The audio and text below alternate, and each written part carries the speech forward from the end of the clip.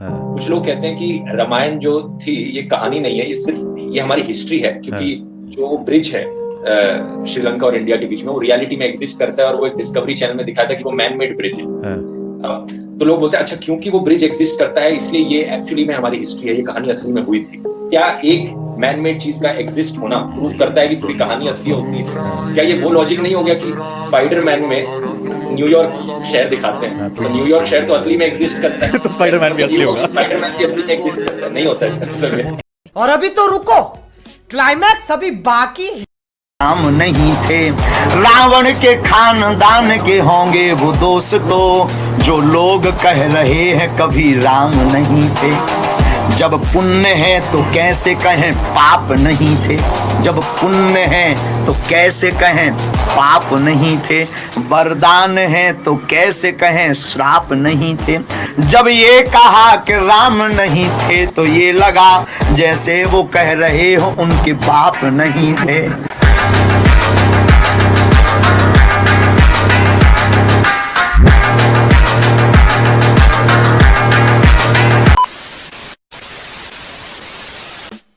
नमस्कार दोस्तों, पिछले कुछ सालों में नए मैनिपुलेट बाबा ने एंट्री मारी है मार्केट में। जर्मन शेपर्ड बाबा किसी भी पार्टी का आईटी सेल उस पार्टी की मार्केटिंग और एडवर्टाइजिंग कैंपेनिंग के लिए यूज होता है। This time everything is covered, including आप पूछेंगे कि क्या खास बात है इन बाबा की।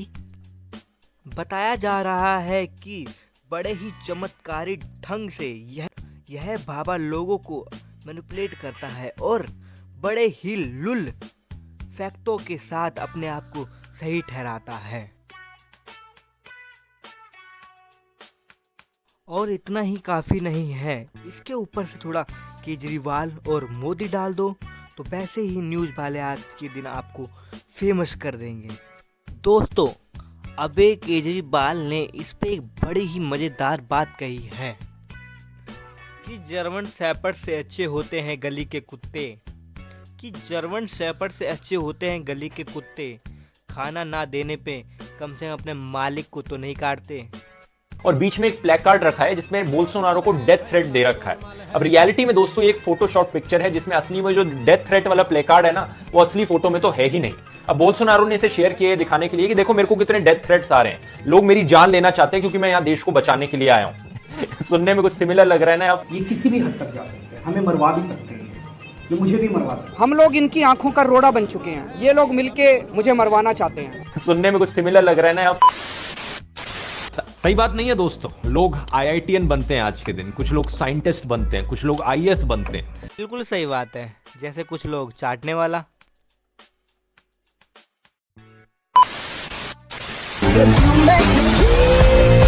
पीछे जो इंसान है वो है धीरेंद्र शास्त्री। मध्यम दैनिक जागरण की रिपोर्ट के अकॉर्डिंग इसका असली नाम एक्चुअली में है धीरेंद्र कृष्णा गर्ग और इसकी उम्र सिर्फ 26 साल, यानी एज में ये मुझसे भी छोटा है। इमेजिन करके देखो, 26 साल का लड़का यहाँ पर एक बाबा बन गया। कहीं ऐसा ना हो कि आने वाले सालों में हमें देखने को मिले कि 15-16 साल के लड़के भी स्कूल से ड्रॉप आउट करके बाबा बनने की सोच रहे हो। ऐसा नहीं है कि धीरेंद्र शास्त्री जी किसी नॉर्मल फैमिली से आते हैं, उनके यहाँ 3 पीढ़ियों से बालाजी की सेवा की जा रही है। धीरेंद्र शास्त्री जी से पहले उनके दादा गुरु वहाँ की सेवा करते थे, अब धीरेंद्र शास्त्री जी कर रहे हैं। इसका मतलब है कि धीरेंद्र शास्त्री जी किसी भी नॉर्मल परिवार से उठ के बाबा नहीं बने हैं। उनके यहाँ एक परंपरा है जिसको वो निभा रहे हैं और आगे बढ़ा रहे हैं। वो इनकी तरह नहीं है, जहाँ पैदा होते हैं वहाँ की भाषा तक नहीं आती है ढंग से। 11 साल से वो सेवा कर रहे हैं, ऐसा नहीं है वो कि 26 साल की उम्र में बाबा बने हैं। हम भी 11 साल से लगा रहे हैं, नजर आपकी आज पड़ी। अब इसमें और हमें ये लगता है कि इसमें ये हमारी गलती नहीं है, देखने वाले की गलती। बड़ी देर से देखा है हमें, हम तो पहले से ही गुरु कृपा से चमक जाते हैं। मुझे तो लग रहा है बहुत जल्दी देख लिया, आपको भी तो आपकी उम्र ही कुछ नहीं है। हम उस परंपरा से हैं जो 5 वर्ष की अवस्था में ध्रुव जी लीला कर सकते हैं, प्रहलाद जी लीला कर सकते हैं, तो हम 26 साल में क्यों नहीं लीला कर सकते? इसने कहा सब अपने हाथ में हथियार उठा लो, मतलब सब हथियार उठा लेंगे अपने हाथों में तो पुलिस क्या करेगी? पुलिस की अपनी जॉब छोड़ दे और बाबा बनने बैठ जाए। लॉयर्स और जजेस हथियार उठाने को बोले, किसी को मारने को नहीं। उनने बोला अपने रक्षा के लिए रखना है। समझ आ रहा है कुछ? कई लोग कह रहे थे भड़काऊ भाषण, राम राम राम राम राम, हम क्या भड़काऊ भाषण देंगे? ये तो कहा नहीं कि किसी को मारा जाए, हमने ये कहा अपनी बहन बेटियों को बचाने के लिए तैयार रहो, अपने परिवार की रक्षा के लिए सावधान हो जाओ। अगर सनातन धर्म की रक्षा के लिए, सुरक्षा के लिए बोलना पड़ेगा और राम के आदर्श को बचाने के लिए बोलना पड़ेगा, तो मैं प्रण लेता हूँ व्यासपीठ से भले ही यही प्राण निकल जाए, और बोलते रहेंगे, बोलते रहेंगे, बोलते रहेंगे। धीरेंद्र अगली बार फिर से खबर में आता है एलिजिडली अनटचेबिलिटी प्रैक्टिस करने के लिए। इस वीडियो को देखिए जहां पर इसके डिवोटीज इसके पैरों पर गिर जाते हैं और ये अपने पैर आगे करता है इसके लिए।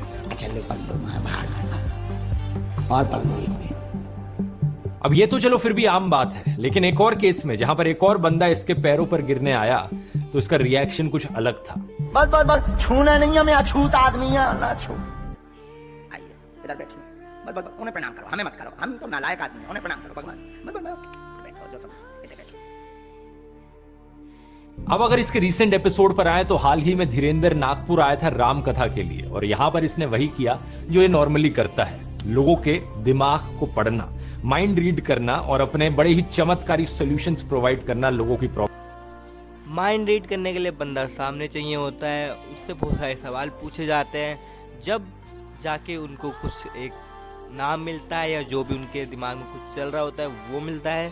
बट धीरेंद्र शास्त्री जी ऐसा नहीं करते हैं, वो पहले से लिख लेते हैं और फिर कहते हैं कि जिसको भी तुम लाओगे लाखों की भीड़ में से ये पर्चा उन्हीं का निकलेगा, और वो निकलता भी है। मैं चाहते आप अपनी आंखें बंद करें और अपने दोस्त के बारे में मन में सोचते रहे, उनका नाम या एक एक लेटर अपने मन में लाए। फिर मैं चाहते आप अपने मन में वो नाम इतना जोर से चिल्लाओ कि मुझे यहाँ तक उसकी आवाज आए।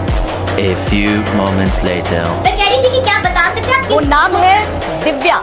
दिव्या दिव्या, और ये आपने मुझे बिल्कुल नहीं बताया, करेक्ट? मैंने आपके बताने के पहले यहाँ पर एक नाम लिखा था और वो है दिव्या। वास्तविकता के साथ जागो। पहले नंबर तो बहन जी, हम एक पर्चा बनाते हैं, बिफोर टाइम बनाकर रखेंगे। अभी तक हम जिनको बुला रहे हैं वो हमारे लोग हो सकते हैं, पहले हम पर्चा बना के रखेंगे और आप चारों पंडालों में पीछे जाकर जिसको बहन जी लेकर आएंगे उसी का पर्चा ये निकलेगा।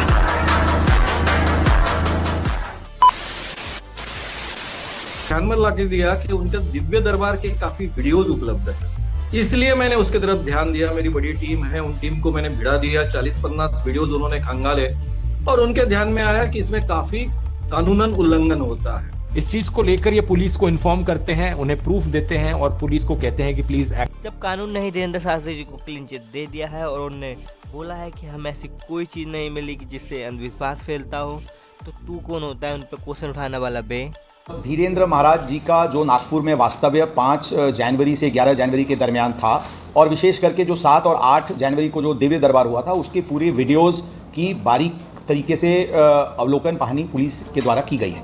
इसमें बेसिकली किसी भी प्रकार का अंधश्रद्धा को फैलाया जा रहा है या अंधश्रद्धा निर्मूलन कायदा 2013 या ड्रग एंड कॉस्मेटिक्स एक्ट के तहत गुनाह होता है नहीं है, ऐसे निष्कर्ष पे हम पहुंचे हैं और इस प्रकार की उनको सूचना आज दी जा रही है। ट्विटर पर लिखा था दोस्तों कि ये इवेंट 13 जनवरी तक चलेगा, लेकिन धीरेंद्र नागपुर की ओर निकल लेता है 11 जनवरी को ही। श्याम मानव इसे भगोड़ा करके पुकारते हैं कि चैलेंज एक्सेप्ट नहीं कर पाया इसलिए ये निकल लिया। वो पहले ही बता चुके थे कि उनके प्रोग्राम में से 2-2 दिन कम किए गए हैं। पहले ही ये कह चुके कि हम 7 दिन की कथा है, सब कथाएं हमने 2-2 दिन की काट दी, तो हम आपको कहेंगे श्याम मानव। श्याम मानव पुलिस को इन्फॉर्म करने के अलावा धीरेंद्र को चैलेंज भी करते हैं। 2 चैलेंजेस होते हैं। पहला होता है कि एक कमरे में 10 लोग हैं, उन 10 लोगों का नाम, उनके पिता का नाम, उनकी एज और उनका फोन नंबर बताओ भाई। और दूसरा चैलेंज होता है कि एक बगल के कमरे में रखी 10 चीजों के बारे में बताया जाए कि कौन सी चीजें रखी हैं कमरे में। श्याम मानव कहते हैं कि अगर बाबा ने 90% एक्यूरेसी के साथ भी जवाब दे दिया तो उन्हें 30 लाख रुपए का इनाम देंगे, और अगर ये चैलेंज जीत गए तो श्याम मानव अपना माथा उनके पैरों पर टिका देंगे, माफी मांगेंगे और अपनी पूरी ऑर्गेनाइजेशन को बंद कर डालेंगे। तो धीरेंद्र शास्त्री जब नागपुर से निकल गए थे तब ये चैलेंज दिया गया था। कोई तथा कथित है रावण के खानदान वे बोले लो बागेश्वर सरकार पंडाल छोड़कर भाग गए, जैसे उनके बाप की हमने मूड़ा छुड़ा गए। वो बोले क्यों भाग गए, तो उन्होंने न्यूज पर एडवर्टाइजमेंट दिया, बोले दरबार के लिए हमने 30 लाख रुपए, बोले हमारा बताएं तो 30 लाख देंगे, न कटा हम तो फ्री में बता दें। नागपुर में नहीं थे मिल पाओ, उसे विचार करना चाहिए। 2 दिन दरबार लगा, 7 दिन कथा। अब ठटरी के बड़े तुम ही नहीं आए तो लो रायपुर में दरबार है, आ जाओ, किराया खर्चा हमसे लेना, ना तुम्हारी ठटरी हम बांट देंगे। क्या लगता है आपको दोस्तों? देखो मुझे तो लगता है कि धीरेंद्र बाबा कोई चैलेंज एक्सेप्ट कर लेना चाहिए। बागेश्वर बाबा जैसे इंसान को छोटी मोटी चीजों के बारे में नहीं सोचना चाहिए। नागपुर हो रायपुर हो, क्या फर्क। अबे उन्होंने चैलेंज एक्सेप्ट कर लिया था और श्याम मानव को भी एक चैलेंज दिया था जो उन्हें अभी तक एक्सेप्ट नहीं किया है। अगर वो कल चुनौती के लिए आते, आज अगर आ गए होंगे तो अभी स्वीकार हमने कर ली है, और चुनौती के लिए आते हैं तो हम उनको कहेंगे कि अगर हमने बता दिया तो उनको जीवन भर हमारा गुलाम होना पड़ेगा। अगर हमने नहीं बताया तो हम अंधविश्वासी बाबा हो गए, और अगर हमने बता दिया माननीय महोदय तो तुम्हें जिंदगी भर पानी भरना पड़ेगा बागेश्वर धाम पर। आनंद ने एक बड़ी इंटरेस्टिंग स्टेटमेंट दी। इन्होंने कहा कि चमत्कार दिखाने वाले जोशीमठ आकर घिसटती हुई जमीन को रोककर दिखाएं। इन्होंने ये भी कहा कि कोई ऐसा चमत्कारी पुरुष है तो धर्मांतरण रोक दे, लोगों की आत्महत्या रोक दे, लोगों के घरों में झगड़े हो रहे हैं, फसाद हो रहे हैं, उन्हें रोक दे। ऐसा कोई भी जनता और राष्ट्र के लिए उपयोगी चमत्कार करके दिखाए, तभी हम उसे एक चमत्कारी पुरुष कह सकते हैं। मेरी तरफ से कुछ और सजेशंस धीरेन्द्र के लिए। मुझे लगता है इन्हें रॉ ज्वाइन कर लेनी चाहिए। अलग अलग देशों की सीक्रेट इन्फॉर्मेशन पता करने में बहुत मदद मिलेगी। ये भाई वो कोई जादूगर नहीं है, ना ही वो चमत्कारी कोई बाबा है जो फ्यूचर बताते हैं। वो एक साधारण इंसान है हमारी और तुम्हारी तरह, बट उन्हें सालों की मेहनत करके, कुछ तपस्या करके कुछ सिद्धियां प्राप्त की है, उसके बाद वो गुरु बने हैं। ऐसा नहीं है कि वो चलते फिरते कहीं भी आपका फ्यूचर बता देंगे, आप उन्हें रोक लोगे तो। ऐसा नहीं होता है। कि स्थान होता है जहाँ वो बैठते हैं और उन्हें जो लगता है वो लिख देते हैं। भाई वो गुरु है, सदगुरु हैं, उनका काम है लोगों को धर्म से जोड़ना, ना कि वो में जाना। भाई जो में जिनका काम है वो कर रहे हैं, तू टेंशन मत ले, तू अपना बस तलबे चाट। का मतलब ये हम कोई ईश्वर नहीं है, हम कोई भगवान नहीं है, साधारण जैसे ये इंसान है वैसे हम मानव हैं, हमें कोई अलग नहीं है। बस हमने अपनी परंपरा को ठीक से जाना, ये अलग। हमसे कोई शक्ति बात नहीं करती, कोई सामने नहीं हमारे पास बैठती है, हमें तो अनुभव होता है, प्रेरणा होती है। जो ऋषि परंपरा में प्रेरणा है, जो हमारे भारत में अनेकानेक महापुरुष, तो हमको प्रेरणा लगती है, ऐसा अनुभव होता है कि ऐसा होगा, जैसे हमें प्रेरणा लग जाती है कि ऐसा होगा, तो वो हम लिख देते हैं और इष्ट कृपा से और अपने इष्ट के प्रति आस्था से वो बात सत्य है। कैदियों को पकड़ने में। इनफैक्ट इन्होंने तो ये भी क्लेम किया है कि ये कैंसर को भी क्योर कर सकते हैं अपनी दवाइयों और आशीर्वाद के द्वारा। आशीर्वाद। मुझे ये बात समझ में नहीं आती भाई, किस बात का इंतजार है? हमारी देश की सरकार क्या कर रही है? क्यों हॉस्पिटलों में टाइम वेस्ट किया जा रहा है? इन बाबा को जल्दी से लाया जाए, इनसे क्योर सीखा जाए कैंसर का और सब में बांट दिया जाए। इतने सारे पेशेंट्स हैं इंडिया में, लेकिन ये सब होगा नहीं दोस्तों, क्योंकि ये एक बहुत बड़ा फ्रॉड है। अबे भाई वो खुद कैंसर हॉस्पिटल बनवा रहे हैं। भाई धीरेन्द्र शास्त्री जी का मानना है कि दवा और दुआ दोनों काम आती है, ठीक है, और ये बात तो डॉक्टर भी मानते हैं। मंदिर बनवाता है, हमने सोचा हम मंदिर नहीं हम कैंसर हॉस्पिटल बनवाएंगे। अब एक बात बताओ कि ये संकल्प है कैसा? बढ़िया है ना? तुम भी गर्व से कहोगे कि हाँ हम बागेश्वर वाले हैं, यहां दुआ और दवा दोनों की व्यवस्था होगी। भाई माना मैंने, तू इंडिया के लोगों को और इंडिया के कल्चर को ज़्यादा पसंद नहीं करता है, इसका मतलब यह नहीं है कि तू उनको डिसरिस्पेक्ट भी करे, ठीक है। अब कोई बंदा किसी चीज़ की श्रद्धा रखता है और किसी चीज़ को विश्वास करता है तो इसका मतलब ये नहीं है तो उसका मजाक उड़ाएगा, ठीक है। और वो किसी भी चीज़ को लेके रख सकता है श्रद्धा, वो चाहे हवन को लेके या किसी और चीज़ को लेके, तू मजाक नहीं उड़ा सकता, ठीक है। तू बार बार ये मत कर। और भाई तू खुद कितना जानता है इंडिया के कल्चर के बारे में, तो इसलिए ना दूसरे देश में बैठ के इंडिया के कल्चर के बारे में ज़्यादा मत बोल और हवन हवन के बारे में मत बोल। तूने भी हवन कराया था शादी में, क्या मतलब, वो तो व्यूज के लिए था, जो भी था वो ठीक है, बट किसी को मत बोल। वो किसी बंदे का विश्वास है, श्रद्धा है, रहने दे, ज़्यादा उंगल मत कर हमारे चीज़ में, वरना हम भी कर देंगे, फिर दिक्कत हो जाएगी तब। खैर भाई तू एक काम तो बहुत अच्छे से करता है, लोगों को मैनिपुलेट करना, वो तू करते रहे, हमें कोई दिक्कत नहीं है। और कहीं मन करे तो थैंक्स बोल देना, जिसके ऊपर तेरा पूरा करियर बना हुआ है, 90% तो वीडियो उसी उनके ऊपर ही हैं, कहीं थैंक्स भी बोल देना। और रही भूत भगाने की बात, तो ये इंडिया में नया नहीं है। आप मेहंदीपुर बालाजी चले जाना, वहाँ पे आपको ऐसे दृश्य देखने को मिल जाएंगे बहुत सारे, ठीक है। तो चलो गाइस आज की वीडियो यहीं ख़त्म करते हैं। आई होप आपको वीडियो पसंद आई होगी, तो चलो फिर ख़त्म करते हैं। जय श्री राम। कैंडल जलाना श्रद्धा हो गया और बागेश्वर बालाजी के दरबार में नकारात्मक ऊर्जा का उपाय हनुमान चालीसा से बताना अंधश्रद्धा हो गया।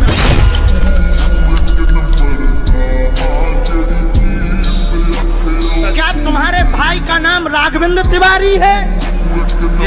एक पत्रकार होने के नाते मैं ये कह रहा हूँ, आचार्य धीरेन्द्र शास्त्री की जय।